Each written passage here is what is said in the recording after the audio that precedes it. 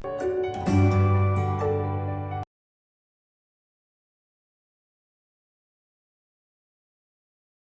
everyone, I am Sharmila Malik. Welcome you all to the online classes of Triveni Memorial Senior Secondary School. Today we are going to start a new chapter, that is a ratio and proportion. And here we will discuss first of all ratio. What is a ratio? A ratio is the comparison of two quantities using division. If we have two quantities of same unit and we want to compare both of them, so we can use a ratio, and it compare quantities in terms of how many times. And if we are using a ratio, so we should know about the symbol of it, right? So the symbol to represent a ratio is this colon. This colon sign is used for ratio. Suppose I am writing here A ratio B. So what is A equal? We will call A as antecedent, and what is B here?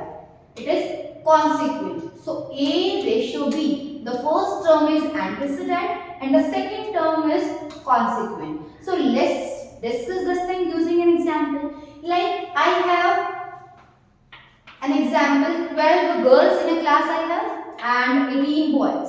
So total number of students are 30. So if I want to ask ratio of boys and girls, so how will I calculate it? How will I calculate? Number of boys are 18. So I will write here 18. How many girls are there? 12. Now 18 ratio 12 I have written, but it is not an appropriate way to write. This is a ratio, it is okay. But how will we write it? We will write it in simplest form. 18 and 12, both the number can be cancelled by 6.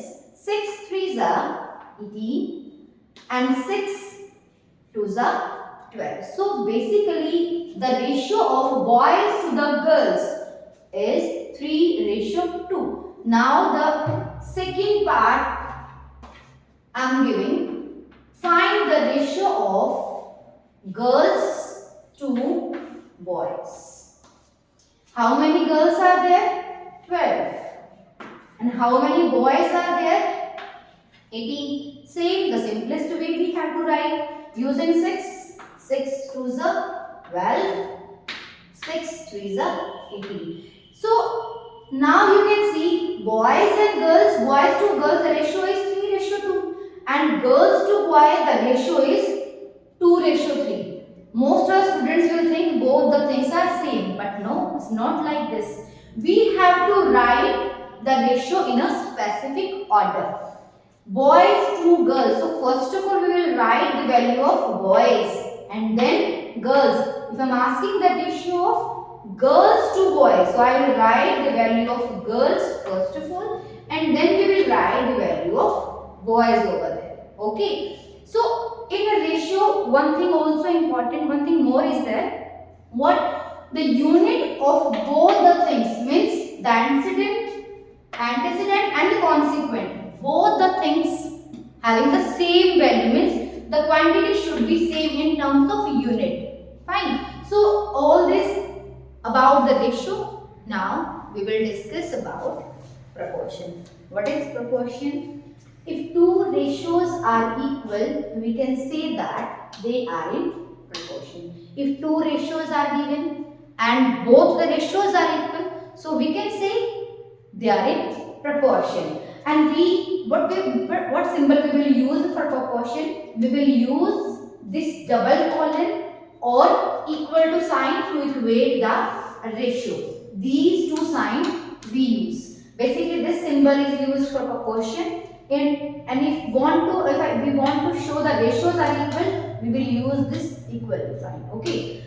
So I have written here A ratio B in proportion with C ratio D. So what are these terms? We will use some specific terms for these. B and C that are in the middle, we will say B and C are middle terms, or we can say means, And what are these A and D? These are our extreme terms, or we can say extremes.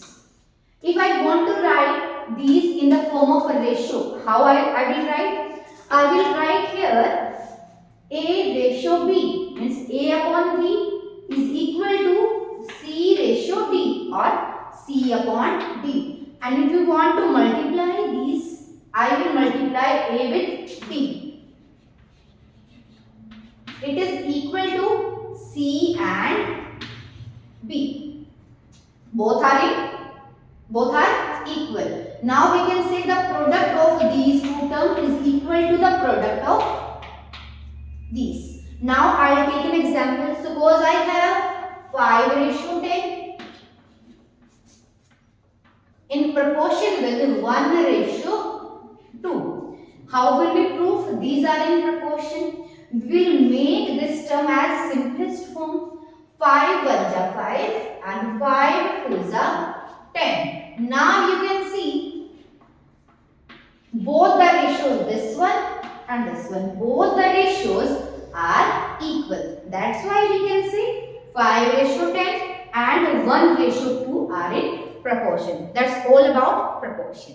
Now we will discuss about our last topic, that is unitary method. As the name suggests, unit. Unit means 1. So the method in which first we will find the value of 1 unit and then the value of a required number of units.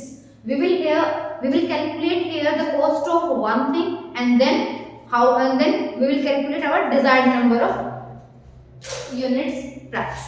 Suppose I have these 5 pens here and I purchased these 5 pens in 50 rupees.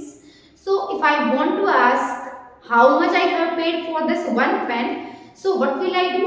I will divide this amount, this complete amount by total number of 5 pens. I have divided here. So what is the cost of one pen? 10 rupees. So if I am asking about what amount you will pay for 7 pens. So what will you do? You will just multiply cost of one pen to the number of pens. So 10 multiplies 7, 70 rupees. So have you understood this example as well? So like this we have covered our all topics, ratio, proportion and unitary method in this chapter. Thank you everyone.